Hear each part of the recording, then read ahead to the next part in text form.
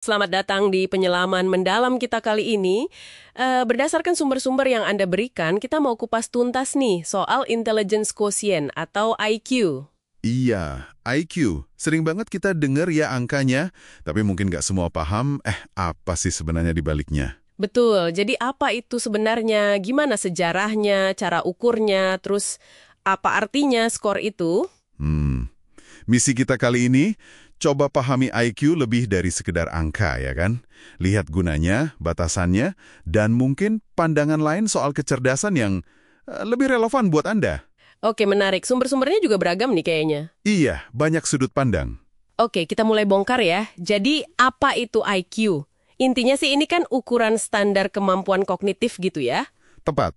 Kemampuan mikir, ingat, problem solving lah. Tapi penting diingat nih, dari sumber Anda juga disebut, kecerdasan itu sendiri kan sebenarnya konsep abstrak ya, hipotetis. Oh, jadi tes IQ itu cuma upaya ngukurnya aja? Betul, upaya mengukur secara standar. Dan yang menarik, soal sejarahnya nih. Awalnya kan praktis banget. Tes Binet sama Simon di Prancis tahun 1905 itu... Itu yang pertama ya? Iya, salah satu yang paling awal. Itu dibuat bukan buat nge-ranking semua anak, tapi spesifik buat identifikasi siswa yang butuh bantuan belajar tambahan.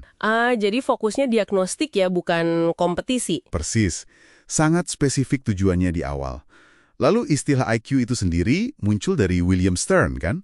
Tahun 1912, pakai formula rasio. Usia mental dibagi usia kronologis kali 100. Iya, formula rasio yang terkenal itu. Tapi uniknya, Stern sendiri malah wanti-wanti kan? Jangan sampai kita simplifikasi kecerdasan jadi cuma angka itu aja. Itu detail bagus dari sumber Anda. Bener banget. Peringatan Stern itu relevan banget sampai sekarang loh. Nah, metode rasio itu juga ada masalahnya, terutama buat orang dewasa. Kenapa tuh? Ya, masa usia mental kita berhenti berkembang linier kayak usia fisik? Kan nggak gitu. Makanya tes modern kayak WISE atau WISC. Yang sering dipakai sekarang itu ya? Iya, itu udah pakai skor deviasi IQ. Rata-ratanya dibikin 100, standar deviasinya 15. Jadi, skor Anda itu dibandingin sama performa orang lain di kelompok usia Anda. Kelompok usia, itu yang disebut sampel norming ya? Kelompok patokan gitu? Betul sekali. Kelompok representatif yang jadi patokannya. Oke, jadi kalau skor Anda 115, itu bukan berarti Anda 15% lebih pinter absolut, tapi performa Anda itu di atas rata-rata dibanding orang seusia Anda. Kira-kira gitu? Nah, persis. Itu penting dipahami biar nggak salah tafsir. Oke. Terus, apa gunanya angka ini secara praktis di kehidupan sehari-hari? Secara praktis, tes IQ memang ada gunanya kok. Sumber Anda nyebutin buat perencanaan pendidikan, misalnya. Identifikasi anak berbakat atau yang perlu dukungan khusus. Oke. Bisa juga bantu diagnosis gangguan belajar atau kognitif. Terus, dalam konteks karir, kadang dipakai juga, tapi sebagai salah satu prediktor potensi aja. Nah, ini penting. Salah satu prediktor ya, bukan penentu nasib gitu. Betul, itu garis bawah yang krusial banget. Oke. Tapi ini kan jadi ngebawa kita ke keterbatasannya ya. Kalau cuma ngukur aspek kognitif tertentu, apa aja dong yang kelewat sama tes IQ ini? Wah, banyak banget. Banyak. Tes IQ standar itu umumnya nggak ngukur kreativitas, ya kan? Kecerdasan emosional atau EQ. Itu penting banget padahal. Kemampuan paham dan kelola emosi. Iya kan? Keterampilan praktis sehari-hari, kecerdasan jalanan gitu, juga enggak. Belum lagi faktor kayak motivasi, ketekunan, atau tahan banting di bawah tekanan. Bener juga. Sumber Anda juga bilang skornya itu nggak mutlak ya.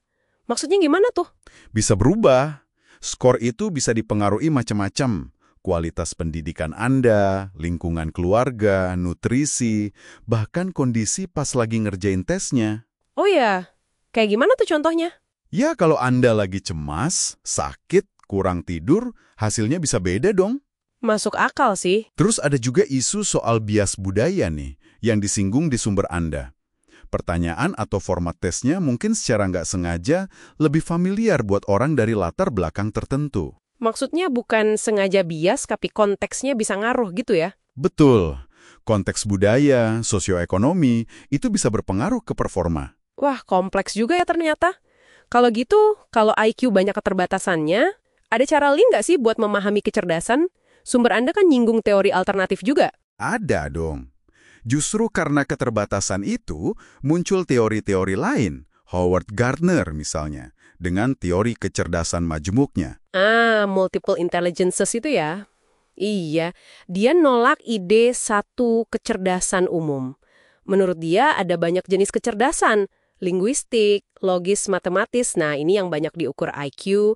Terus ada spasial, musikal, kinestetik. Kinestetik itu gerak tubuh ya, kayak penari atau atlet. Betul.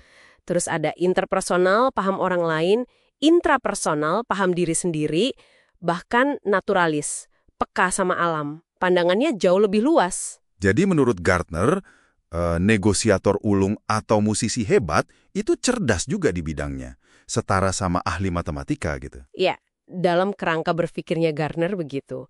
Terus ada lagi Robert Sternberg dengan teori triarkis. Kemampuan adaptasi di lingkungan problem solving dunia nyata. Wah, ini kayaknya lebih aplikatif ya di kehidupan sehari-hari ya. Bisa dibilang gitu. Sternberg juga menekankan kecerdasan itu bisa dikembangkan, bukan sesuatu yang statis dari lahir. Oke. Jadi kalau kita tarik benang merahnya dari semua sumber Anda nih, pesannya tuh intinya IQ itu alat ukur spesifik buat kemampuan kognitif tertentu. Iya. Punya guna di konteksnya, tapi jelas bukan satu-satunya ukuran kecerdasan gitu ya. Tepat sekali. IQ itu ibarat satu foto dari satu sudut. Kecerdasan manusia itu sendiri jauh lebih kaya, lebih kompleks, lebih banyak sisi lah daripada yang bisa ditangkap satu angka doang. Jadi pahami gunanya, tapi pahami juga batasannya ya. Penting banget keduanya. Jadi intinya nih, IQ itu berguna, tapi ya jangan terlalu terpaku sama angkanya aja. Kecerdasan sejati Anda kemungkinan jauh lebih luas dari itu. Nah, sebagai penutup mungkin ya, ini bisa jadi bahan renungan buat Anda di rumah. Dengan pemahaman kecerdasan yang lebih luas ini, yang mencakup kreativitas, adaptasi, pemahaman sosial, kesadaran diri, gimana caranya Anda bisa mulai mengenali dan menghargai kecerdasan unik dalam diri Anda sendiri? Atau pada orang lain juga ya? Betul. Kecerdasan yang mungkin selama ini luput karena, yaitu tadi, nggak terukur oleh tes standar. Bagaimana Anda melihatnya sekarang?